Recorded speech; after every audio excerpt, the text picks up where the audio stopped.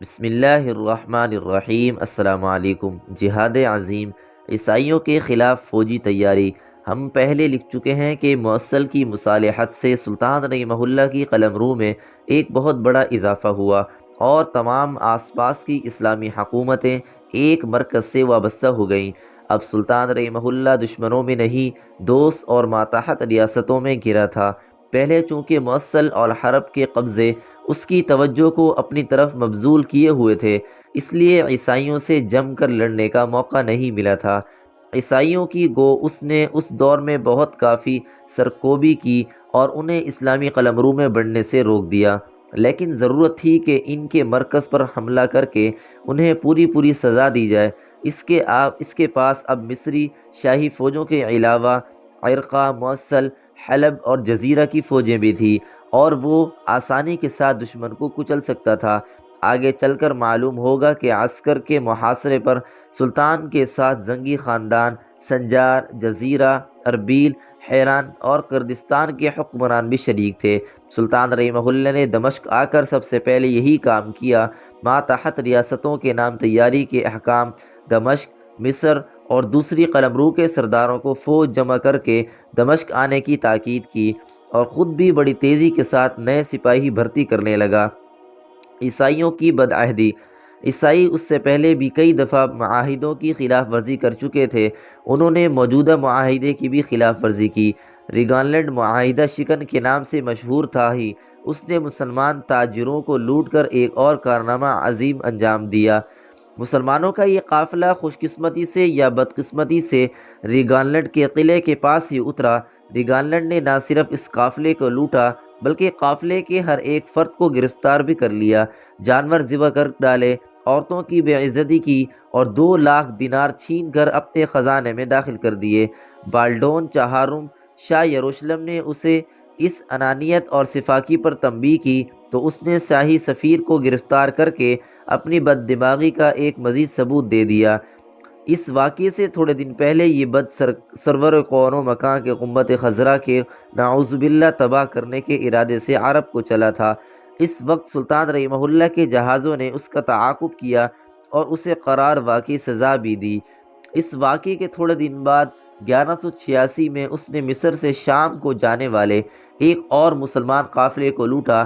اس واقعے کے کچھ دن بعد سلطان رحمہ اللہ کی بہن تاجروں کے ایک قافلے میں سفر کر رہی تھی۔ ریگانلینڈ نے اس قافلے کو بھی لوٹا مگر سلطان رحمہ اللہ کی ہمشیرہ بھائی تک سلامت پہنچ گئی۔ سلطان نے اس موقع پر قسم کھائی کہ ہم اس بد عہد کو اپنے ہاتھ سے قتل کریں گے۔ خدا کی شان اسی سال یہ قسم پوری ہوئی۔ سلطان نے اس کو سزا دینے کے لیے کئی بار کرک پر حملہ کیے، کرک کے آس پاس کے مقامات کو تباہ بھی کیا، لیکن مقصد پورا نہ ہوا۔ سلطان نے اب تمام جھگڑوں سے فراغت پا کر عیسائی سلطنت کی بنیادیں کھوکھلی کر دینے کا تہیہ کر لیا۔ اعلان جہاد۔ ممالک محروسہ میں ہر طرف جہاد کا اعلان عام کر دیا گیا۔ فوج پر فوج، رسالے پر رسالہ دمشق کی طرف بڑھنے لگا۔ خود سلطان رحمہ اللہ حاجیوں کے ایک قافلے کی باسلامت واپسی کا انتظام کرنے کے لیے کرک پہنچا۔ حاجیوں کا قافلہ سلامتی سے منزل مقصود پر پہنچ گیا تو سلطان رحمہ اللہ کرک کے نواح کو تباہ کرتے ہوئے مطیرہ پہنچا اور اپنے بڑے صاحبزادے الملک الافضل کو اسلامی فوجوں کا سپہ سالار بنا کر طبریہ کی طرف روانہ کیا۔ الملک الافضل اور عیسائیوں میں جھڑپ۔ یہ علاقہ سلطان رحمہ اللہ کے حلیف ریمانڈ کے قبضے میں تھا۔ الملک الافضل نے ریمانڈ سے اس کے جنگلات میں صرف ایک دن شکار کرنے کی اجازت چاہی۔ ریمانڈ نے اس کی اجازت دے دی مگر شرط لگا دی کہ وہ کسی قریے یا شہر کو تباہ نہ کرے اور نہ ہی رعایا کو لوٹے اور قتل کرے۔ الملک الافضل نے یہ شرط منظور کر لی مگر مصیبت یہ ہوئی کہ جس وقت الملک الافضل کے شکار کی خبر قلعے میں پہنچی اس وقت قلعے میں وہ سردار بھی موجود تھے جو تھوڑے سے دن ہوئے سلطان کے ہاتھ سے زخم کھا چکے تھے۔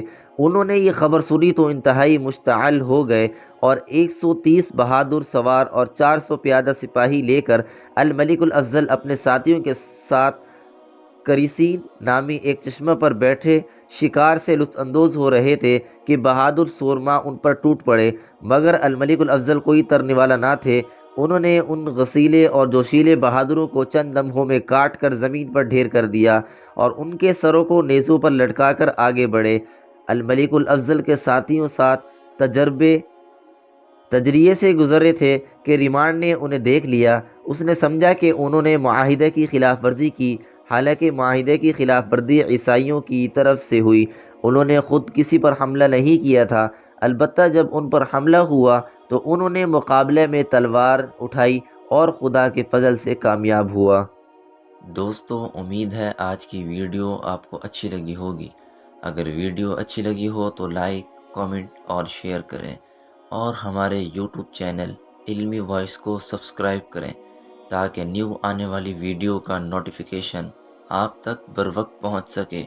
اسی کے ساتھ ہی میں آپ سے اجازت چاہوں گا۔ ملتے ہیں نیکسٹ ویڈیو میں ایک دلچسپ اور سبق آموز واقعے کے ساتھ۔